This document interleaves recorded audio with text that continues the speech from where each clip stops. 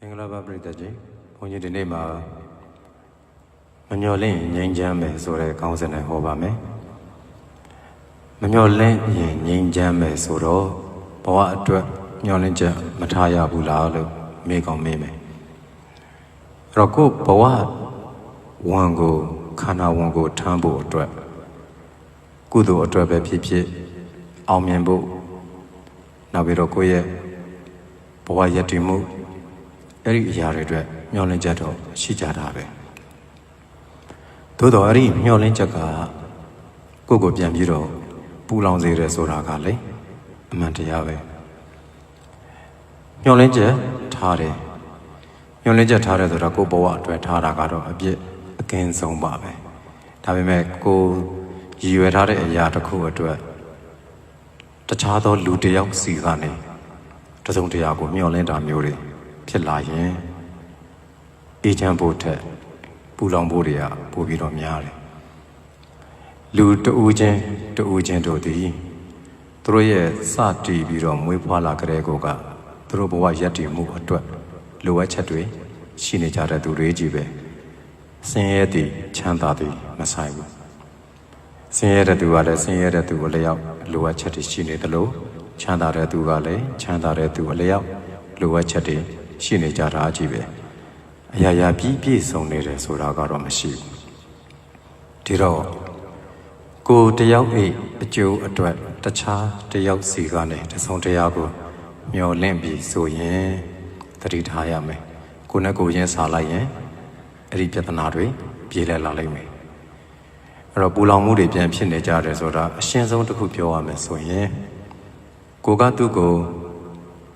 message လေးတစ်ခုပေးလိုက်တာသူစီကကိုစီကိုပြန်တဲ့ message မရရင်တောင်စိတ်ဆိုးတတ်တယ်စိတ်မကောင်းဖြစ်တတ်တယ်အဲ့တော့အစကတည်းကကိုကအဲ့လိုမျိုးမျောလင့်ချက်ကိုရေးတိုင်းသူပြန်ရေးမှဖြစ်မယ်လို့မျောလင့်မထားရင်ဒါမှမဟုတ်နားလည်မှုပေးထားတယ်ဟောသူအားကြံမှအားလိမ့်မယ်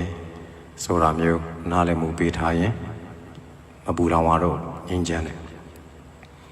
အဲ့တော့ဒီလိုအသေးခွဲလေးကစပြီးတော့မျောလင့်ထားရင်မျောလင့်တိုင်းမဖြစ်တဲ့အခါပူလောင်တယ်ဆိုတာကိုနားလည်ထားရတဲ့အခါကျတော့ဒီထက်ပိုပြီးကြီးကြီးမားမားမျောလင့်ကြပြီးဆိုရင်ပိုပြီးတော့ပူလောင်စရာတွေဖြစ်လိမ့်မယ်ဆိုတာကတော့မလွဲမသွေတော့အမှန်တရားတစ်ခုပဲအဲ့ဒီအမှန်တရားကိုနားလည်ထားတဲ့သူတိုင်းလောကမှာနေတတ်လာတယ်အရာရာသည်ကိုဖြစ်ခြင်းတဲ့အတိုင်းမဖြစ်ကြဘူးဆိုတဲ့အနတ္တသဘောတရားအတိုင်းပဲအကြောင်းတိုက်ဆိုင်လို့ချင်းရင်လူနှစ်ယောက်အစဉ်ပြေနေကြလိမ့်မယ်နေလို့ဖြစ်ကြလိမ့်မယ်အစဉ်ပြေအောင်ပေါင်းသင်းဆက်ဆံနေကြလိမ့်မယ်အကြောင်းကမရှိတော့ဘူးဆိုလို့ရှိရင်အလိုလိုကိုပတ်သက်စရာမရှိဖြစ်လာတယ်ပေးစရာလည်းမရှိဘူးတောင်းစရာလည်းမရှိတော့ဘူးဖြစ်လာမယ်အဲ့တော့ဒီသဘာဝကိုအကြောင်းကြောင့်ဖြစ်နေသောအကျိုးတွေပါပဲလို့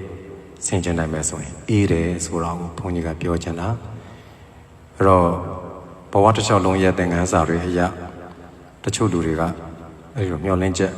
မထားကြတော့အလုတ်လုတ်တယ်ဘဝအတွက်မျှော်မှန်းချက်ရှိတယ်ဒါပေမဲ့တစုံတစ်ယောက်ဤ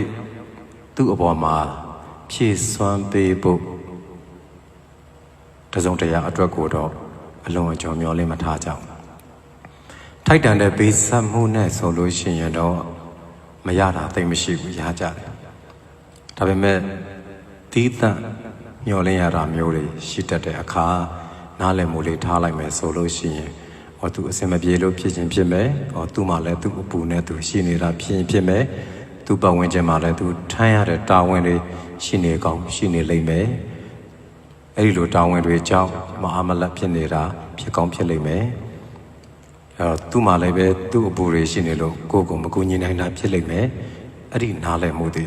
အရေးအကြီးဆုံးပဲအေးချမ်းမှုစီကိုဦးတည်တယ်လို့ပြောချင်တာအဲ့တော့ဘယ်အရာမျိုးမှအလုံးအကျုံ